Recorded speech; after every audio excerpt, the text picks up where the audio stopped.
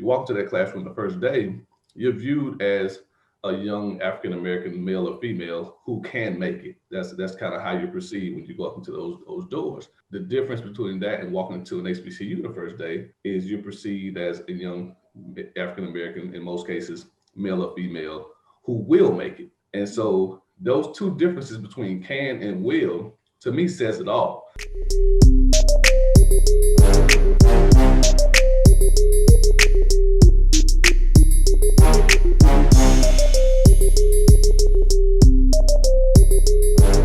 Thank you for tuning in to this episode of Moms in the Zone. Today's guest is Coach Willie Simmons. He is the head football coach of Florida A&M University, otherwise known as FAMU, a historically Black college and university. Welcome to Moms in the Zone, Coach Simmons. It's a pleasure to be on. Yes, thank you. The first thing, we're not going to waste any time. We want to get right to it because we want you to really hone in all about FAMU and historically Black colleges and universities. So the first question is, for our viewers that may not know, what is a historically Black college and university, a HBCU? Well, basically, an HBCU is a designation given to universities that were established prior to the Civil Rights Act of 1964 that were primarily designed to give African American students an opportunity to go to college. Back in those days, obviously, African Americans weren't allowed to attend predominantly white institutions. And so many of those institutions came together and started schools, many with land grants that were given. The Moore Act of, I think, the 1870, around that time, gave a lot of land grants to areas, and they developed a lot of institutions that primarily served African Americans. And now those institutions have continued to thrive for over 100 years. Of course, now we're open to all ethnicities, all races, all genders. Equality is something that we all pride ourselves on. But we still keep that HBCU designation because, again, it reminds us of where we come from. And some of the best and brightest have come from these institutions. And I'm just proud to be able to coach one. I'm a product of parents who attended an HBCU. My mom was the first of 5 in her family to attend Florida A&M. My wife is a FAMU graduate. Most of the people I grew up with attended HBCUs. And so many successful African Americans that we know, especially here in the South, where a lot of the HBCUs are, attended these phenomenal institutions. And we're just continuing to make a profound impact on society as a whole. Tell us a little bit about you. Tell our viewers about Coach Willie Simmons. Well, I'm a country boy.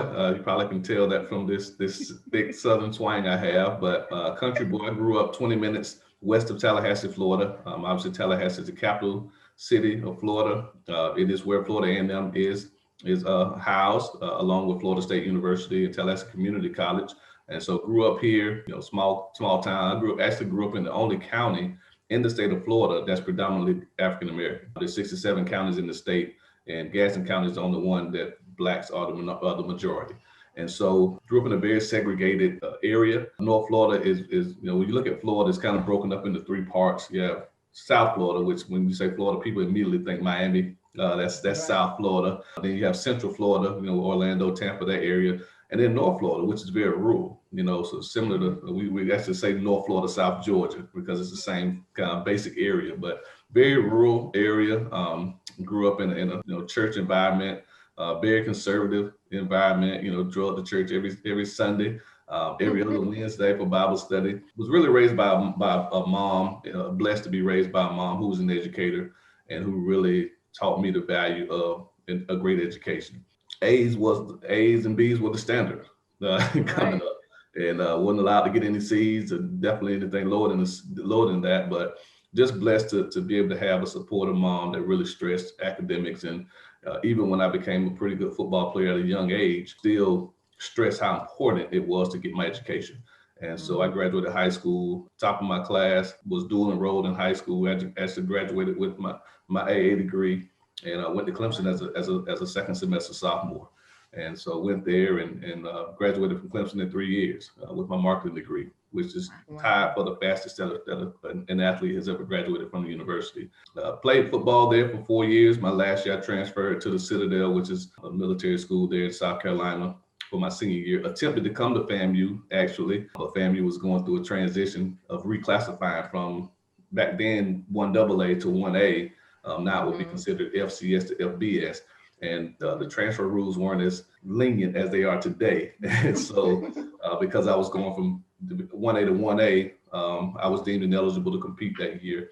And so ended Mhm. up finishing at the Citadel, which was a phenomenal experience. I played 1 year of arena football before I found my true calling of coaching. And it's amazing how it happened, something I never thought about doing. I never wanted to coach. But the moment I took the job at a high school just to kind of pass the time and figure out what I was going to do next, I fell in love with it. With just seeing the relationships that I was able to develop with young men, really helping, using my experiences as a player to help them achieve their goals. And that was 15 years ago.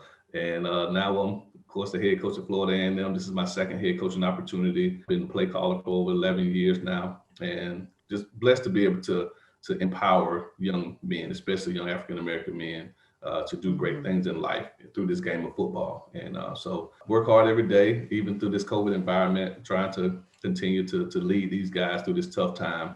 And we're doing some really good things here at the university football wise. We're looking forward to whenever we can get back on the field and play again. It's been over a year, but we're hopeful that we'll be able to play soon and continue to grow this program. Just hearing your journey to where you began and to where you're at now, and all the things that took part of that journey, and you speaking on moms, and this is the whole platform of what we created, is just to, and you touched on it, is just the role of a mom when it comes to her student athlete in sports, and sometimes people forget about that. So thank you for touching on that. It's a big part of why kids get so far in whatever their goals are, is because we see the fathers up front in whatever sport they may be playing, specifically football. You see them putting the ball in their hand, but a lot of people don't talk about, hey, what my mom did, or what the role of the mother was. So thank you for touching on that, Coach Simmons. Oh, my pleasure. Unfortunately, my dad passed away, and I didn't touch on that. My dad passed away when I was 6. And so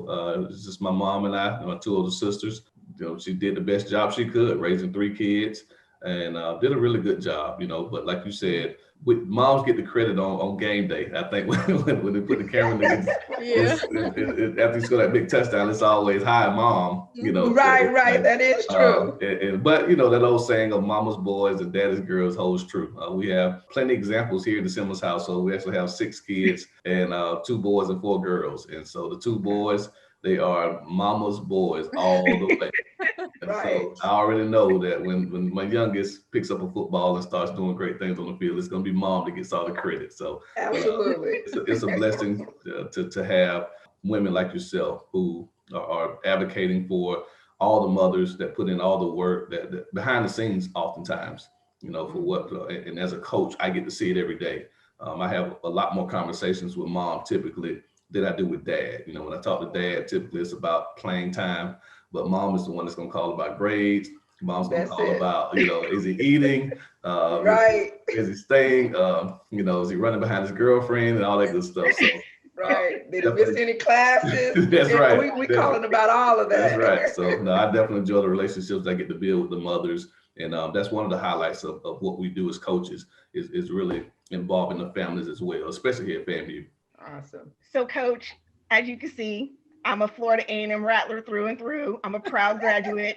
My husband's a graduate. Both of my sons actually go to FAM. So, it's Rattler country over here. So I'm going to kick off the first question. Why an HBCU?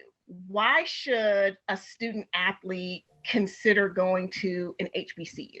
So I'll speak in the context of the overall experience. I won't give a recruiting pitch as to why you should consider playing football or basketball for an HBCU. Overall, I think one of the unique things as far as what I've seen as a coach at an HBCU now for going on 10 years and then playing at a PWI is just the way that we're perceived. And so oftentimes when you walk into a classroom, a PWI, and this is not all of them, but these are just the experiences that I've had in talking to some of my teammates and friends who all had this experience. You walk into that classroom the first day, you're viewed as a young African-American male or female who can make it. That's kind of how you're perceived when you go up into those doors. The difference between that and walking into an HBCU the first day is you're perceived as a young African-American, in most cases, male or female, who will make it. And so Those two differences between can and will, to me, says it all. Because when you look at someone as an individual who can make it, as long as the conditions are right, you're going to support that young man or that young woman. Right. But the moment the conditions change for whatever reason, then obviously the narrative changes.